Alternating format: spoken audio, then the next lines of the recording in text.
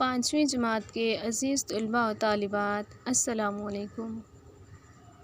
امید کرتی ہوں کہ آپ سب بالکل خیریت سے ہوں گے۔ عزیز طلباء و طالبات، پچھلے لیکچر میں ہم نے کلمہ اور اس کی اقسام کے بارے میں پڑھا، تو آپ کو بتاتی چلوں کہ کلمہ کسے کہتے ہیں۔ بامعنی الفاظ کا مجموعہ کلمہ کہلاتا ہے، یعنی ایسے الفاظ جو اپنا پورا مطلب ادا کریں، جو سننے والے کی سمجھ میں آ جائیں، کلمہ کہلاتے ہیں۔ اس کے ساتھ ساتھ پچھلے لیکچر میں ہم نے یہ بھی پڑھا کہ کلمہ کی 3 اقسام ہوتی ہیں۔ نمبر 1 اسم، نمبر 2 فعل اور نمبر 3 حرف۔ آج کے لیکچر میں ہم زمانے کے لحاظ سے فعل کی اقسام کے بارے میں پڑھیں گے۔ تو فعل کے بارے میں آپ کو مختصر بتاتے چلوں، کسی بھی کام کا کرنا یا ہونا فعل کہلاتا ہے۔ تو آئیے باقاعدہ طور پر پڑھتے ہیں کہ فعل کیا ہے۔ فعل وہ کلمہ ہے جس سے کسی کام کا کرنا یا ہونا ظاہر ہو، فعل کہلاتا ہے۔ یعنی کہ کسی کام کا کرنا یا ہونا فعل کہلاتا ہے۔ زمانے کے لحاظ سے فعل کی 3 اقسام ہیں۔ نمبر 1 فعل ماضی، نمبر 2 فعل حال اور نمبر 3 فعل مستقبل۔ تو سب سے پہلے بات کرتے ہیں فعل ماضی کے بارے میں۔ ماضی کا مطلب ہوتا ہے گزرا ہوا زمانہ، یعنی کہ ایسا کام جو گزرے ہوئے زمانے میں ہو، فعل ماضی کہلاتا ہے۔ اب بات کرتے ہیں فعل حال کے بارے میں۔ حال کا مطلب ہوتا ہے موجودہ زمانہ۔ فعل حال کا مطلب ایسا فعل جو کہ موجودہ زمانے میں ہو، یعنی کہ ایسا کام جو موجودہ زمانے میں ہو، فعل حال کہلاتا ہے۔ اب بات کرتے ہیں فعل مستقبل کی۔ مستقبل کا مطلب ہوتا ہے آنے والا زمانہ، یعنی کہ ایسا کام جو آنے والے زمانے میں کیا جائے گا، فعل مستقبل کہلائے گا۔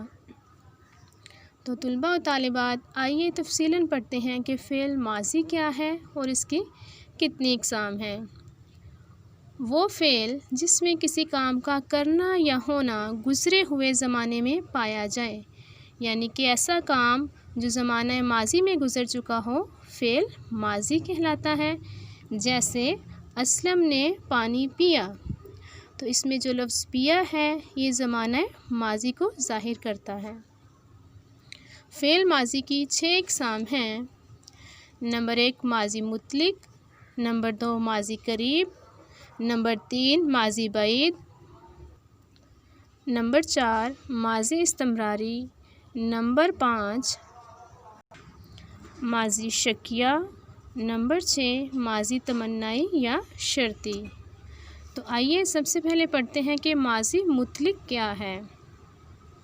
ایسا فعل جس میں کسی کام کا کرنا یا ہونا صرف گزرے ہوئے زمانے میں پایا جائے، لیکن یہ پتہ نہ چلے کہ زمانہ قریب کا ہے یا دور کا۔ یعنی ماضی مطلق ایسا فعل ہے جس کے بارے میں ہمیں یہ تو علم ہے کہ یہ کام گزرے ہوئے زمانے میں ہوا ہے، لیکن ابھی تک اس بات کا علم نہیں ہوا کہ آیا یہ کام کچھ عرصہ پہلے ہوا ہے یا بہت عرصہ پہلے ہو چکا ہے، تو اسے ماضی مطلق کہتے ہیں۔ جیسے مثال کے طور پر وہ گیا۔ اب یہ تو ہمیں پتہ چل رہا ہے کہ وہ گیا، چلا گیا، لیکن یہ نہیں پتہ کہ تھوڑی دیر پہلے ہی گیا ہے یا اسے گئے ہوئے کافی عرصہ ہو گیا ہے۔ تو طلباء و طالبات، آئیے اب سیکھتے ہیں کہ ماضی مطلق بنانے کا طریقہ کیا ہے۔ مصدر کے آخر میں نہ ہٹا کر یہ الف یا لگا دیں تو ماضی مطلق بن جاتا ہے۔ تو طلباء و طالبات، ماضی مطلق بنانے کے لیے سب سے ضروری ہے کہ ہمیں مصدر کے بارے میں علم ہو کہ مصدر کیا ہوتا ہے۔ تو مصدر کے بارے میں آپ کو بتاتی چلوں، وہ الفاظ جو نون الف نا پہ ختم ہوتے ہوں، جیسے آنا، کھانا، پڑھنا، لکھنا، یہ تمام الفاظ مصدر کہلائیں گے۔ تو ماضی مطلق بناتے ہوئے مصدر کا نا ہٹا کر یا لگا دیں تو ماضی مطلق بن جاتا ہے۔ جیسے آنا سے آیا، یہاں نون الف نا علامت مصدر ہے، نون الف نا ہٹا کے اس کی جگہ پہ یہ الف یا لگا دیا تو یہ بن گیا آیا۔ جیسے رونا سے رویا، اب یہاں نون الف نا علامت مصدر ہے تو نون الف نا ہٹا کر اس کی جگہ پہ یہ الف یا لگا دیا تو یہ بن گیا رویا۔ کچھ فعل ماضی بغیر قاعدہ کے بن جاتے ہیں، یعنی کہ کچھ ماضی مطلق ایسے ہوتے ہیں جنہیں بنانے کے لیے کسی طریقہ کار کی ضرورت نہیں ہوتی۔ جیسے جانا سے گیا، چھونا سے چھوا۔ اب بات کرتے ہیں کہ ماضی قریب کسے کہتے ہیں۔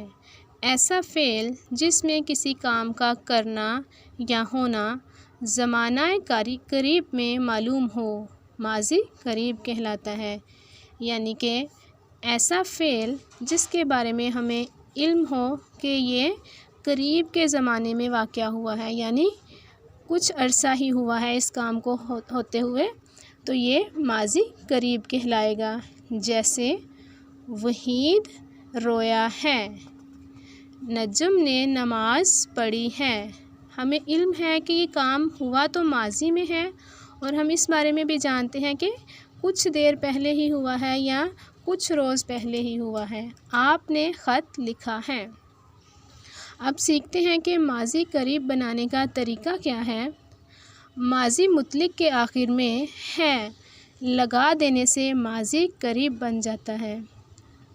جیسا کہ ماضی مطلق بنانے کا ہم نے طریقہ کار سیکھا کہ مصدر سے، جیسے آنا مصدر سے آیا، مطلب مصدر کا نون الف نا ختم کر کے اس کی جگہ پہ یہ الف یا لگا دیا تو ماضی مطلق بن گیا۔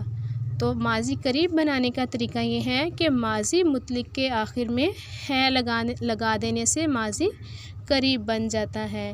جیسے آپ نے خط لکھا ہے۔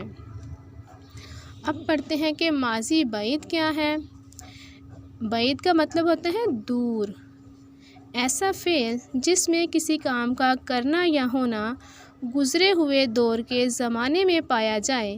جیسے اسلم نے سیب کھایا تھا، یعنی ہمیں اس بات کا بھی علم ہے کہ کام زمانہ ماضی میں ہوا ہے، اور ہم یہ بھی جانتے ہیں کہ اس کام کو کیے ہوئے بہت عرصہ گزر چکا ہے، دور کا عرصہ گزر چکا ہے، تو ایسا فعل ماضی بعید کہلائے گا۔ جیسے سلمیٰ نے سبق پڑھا تھا۔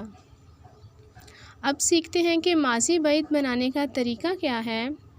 ماضی مطلق کے آخر میں تھا لگا دینے سے ماضی بعید بن جاتا ہے۔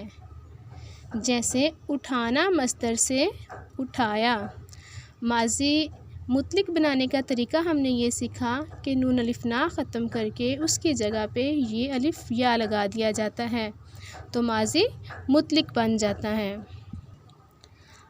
اب اس کے آخر میں تھا لگانے سے اٹھایا تھا ماضی بعید بن جائے گا، یعنی ہم نے ماضی مطلق کے لیے لفظ لیا تھا اٹھانا، مصدر کو ہم نے ماضی مطلق میں تبدیل کیا، نون الف نا ختم کر کے اس کی جگہ پہ یہ الف یا لگایا تو یہ بن گیا اٹھایا۔